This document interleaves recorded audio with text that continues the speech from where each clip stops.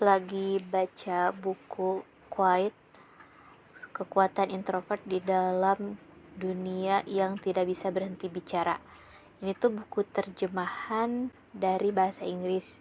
Judul aslinya tuh Quiet, The Power of Introvert in a World That Can't Stop Talking, karya Susan Cain. Nah, buku ini tuh isinya tentang kepribadian introvert, tapi pembahasannya nggak terlalu teoretis gitu. Jadi bukan kayak menurut pendapat ini, menurut pendapat itu, bukan yang kayak gitu, tapi ini tuh lebih ke penceritaan gitu. Ada orang-orang yang bisa melakukan sesuatu dengan kepribadian introvertnya. Jadi bagian satu nih judulnya model ekstrovert. Nah, ini tuh sambil membahas tentang sejarah perkembangan kepribadian di Amerika gitu. Jadi orang-orang Amerika tuh dulunya tuh malah introvert gitu. Ya banyaknya tuh kalau orang pedesaan kan hanya mengenal keluarga atau misalnya kerabat yang emang udah dekat-dekat aja nih, sampai ada sebuah gerakan yang akhirnya membuat orang-orang Amerika ini berpindahlah dari desa ke kota. Otomatis ketika berpindah kan mereka bertemu dengan orang-orang yang nggak mereka kenal dan mereka harus memberikan kesan gitu ke orangnya tuh. Jadi harus membangun sesuatu agar orang mengenal mereka gitu. Dan proses untuk mengenalkan dirinya itu adalah proses, bukan evolusi ya, tapi apa sih tadi itu istilahnya, lebih ke gebrakan yang bikin mereka akhirnya mengenal dunia ekstrovertnya kayak gitu loh. Ada cerita tentang metamorfosis Carnegie. Carnegie ini seorang pemuda remaja dari desa gitu. Keluarganya tuh peternak yang bisa dibilang miskin gitu. Sampai dia masuk ke dunia kuliah, dan di perkuliahan itu dia melihat orang-orang yang memenangkan lomba pidato tuh dapat sorotan gitu, dapat tempat gitu. Akhirnya dia setiap pulang kuliah tuh berlatih lah pidato, berlatih public speaking gitu. Akhirnya sampai dia bisa memenangkan lomba pidato gitu. Jadi dia juga akhirnya dapat sorotan itu, dan dia pun mengajarkan apa yang dia pelajari tentang public speaking setiap malam itu, diajarkan ke adik-adik tingkatnya gitu. Sampai saat dia lulus kuliah tuh akhirnya dia membuka semacam pelatihan gitu, membuka kursus kayak kursus gitu buat orang-orang yang mau belajar public speaking gitu. Nah, lama ke awalnya tuh kan orang-orang pada skeptis ya, ngapain belajar public speaking gitu. Jadi dia tuh sempat dapet skeptis dari orang yang menyewakan gedungnya tuh gitu. Tapi dia tuh tetap melakukannya gitu. Dia bertekad terus untuk melakukannya sampai akhirnya pesertanya tuh malah makin banyak gitu.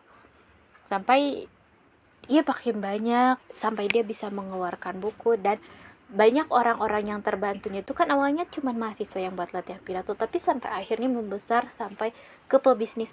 Awalnya kan keterampilan berbicara tuh menurut orang-orang sana dulu ya dipahami hanya dibutuhkan oleh pekerjaan yang memang ngomong gitu, kayak lawyer yang kayak gitu-gitu. Tapi akhirnya setelah si Carnegie membuat institut, jadi si kursus itu udah berkembang nih sampai jadi institut. Dan saat dia bikin institut itu akhirnya pebisnis juga ikut pelatihan public speakingnya, dan akhirnya menyadari bahwa public speaking itu dibutuhkan juga di sektor-sektor yang lain termasuk bisnis gitu.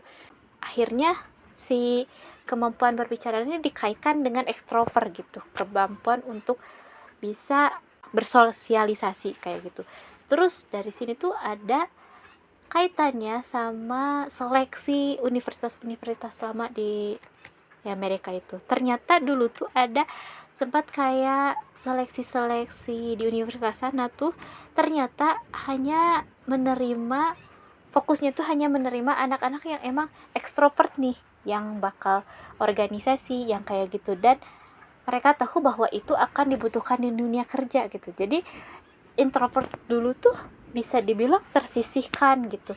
Sampai ada tadi tuh pil-pil penenang buat mengatasi ketidaknyamanan dalam berbicara itu ada gitu, supaya orang-orang bisa menghadapi persaingan itu dengan kan namanya obat penenang sebenarnya itu gak baik, tapi akhirnya itu malah menjadi bisnis gitu. Jadi saking dulu tuh ekstrovert tuh ya dijunjung tinggi banget gitu setelah adanya gebrakan-gebrakan itu tuh. Nah, aku belum lanjut, belum ke selanjutnya sih, tapi ya baru sampai itu aja. Tapi sebelum itu yang bikin aku semangat tuh di pembukanya tuh gini. Tadi tuh ada seorang tokoh bernama Laura. Ini bukan nama asli ternyata. Dan ternyata si Laura ini introvert loh, introvert, tapi dia jadi lawyer gitu. Jadi lawyer yang awalnya tuh dia kayak kurang dapet kepercayaan gitu, karena kan dia introvert tapi jadi lawyer, jadi dia tuh posisinya tuh di firma tuh kayak yang kurang dapet dapet kepercayaan kayak gitu loh. Sampai akhirnya dia dihadapkan pada situasi negosiasi nih antara para bankir sama orang yang berhutang. Nah, jadi lawyer yang seharusnya bertanggung jawab atas itu lagi liburan. Nah, si Laura kan introvert, dia kurang punya kemampuan untuk bisa kayak lawyer-lawyer seniornya di sana gitu. Tapi dia ketika dihadapkan dengan situasi itu, dia akhirnya menggunakan kepribadiannya gitu. Jadi mengandalkan diri sendirinya dengan gayanya dia, dengan gayanya introvert, ternyata dia bisa tetap menghadapi situasi negosiasi itu dan berhasil gitu. Jadi dia mulai dengan pertanyaan-pertanyaan yang memang berasal dari dia gitu, tanpa dia buat-buat harus seperti para seniornya. Ternyata itu berhasil gitu. Jadi introvert juga bukan sesuatu yang mengekang ya, maksudnya karena kita introvert kita nggak akan bisa untuk bersosialisasi, nggak gitu. Jadi buku ini tuh kayak penyimbang loh. Kalau extrovert ini kayak gini, jadi kalau dari judul kan lebih ke introvert ya, tapi ini dikasih gambaran dulu orang extrovert tuh kayak gimana. Nah, jadi introvert tuh mendapat tantangannya tuh dari mana kayak gitu. Nah, ya dari belajar dari si tokoh Laura itu, ya ternyata introvert tuh bukan pengkang untuk kita nggak maju, untuk kita nggak berusaha, tapi itu tuh untuk kita mengandalkan apa yang ada pada diri kita. Kepribadian kita itu harus jadi kekuatan kita gitu, bukan jadi kelemahan kita kayak gitu. Jadi itu sih keren. Ini bukunya buku terjemahan. Aku niat baca ini tuh sebenarnya buat ada tugas kuliah tentang buku terjemahan apa yang ketika kamu membacanya kamu kurang nyaman. Karena aku bukan pembaca buku terjemahan, jadi mahasiswa yang aneh sebenarnya. Aku mahasiswa penerjemahan tapi nggak terlalu suka baca buku terjemahan. Jadi akhirnya riset pakai AI, pakai ChatGPT, kayak buku terjemahan apa yang dapat kritik secara bahasa. Ini salah satunya gitu. Memang sih secara diksi ini terbitan lama sih, 2012. Ada kata-kata yang kurang familiar ya, kurang ini sebenarnya gimana. Jadi ada kata-kata yang sempat bikin loading gitu tadi.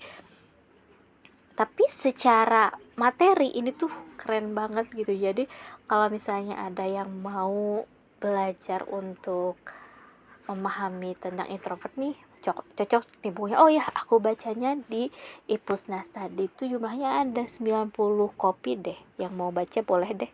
Boleh coba di Ipusnas. Yo, ini tuh mau latihan bikin public speaking karena udah lama nggak rekaman, jadi ya udah bikin ini aja.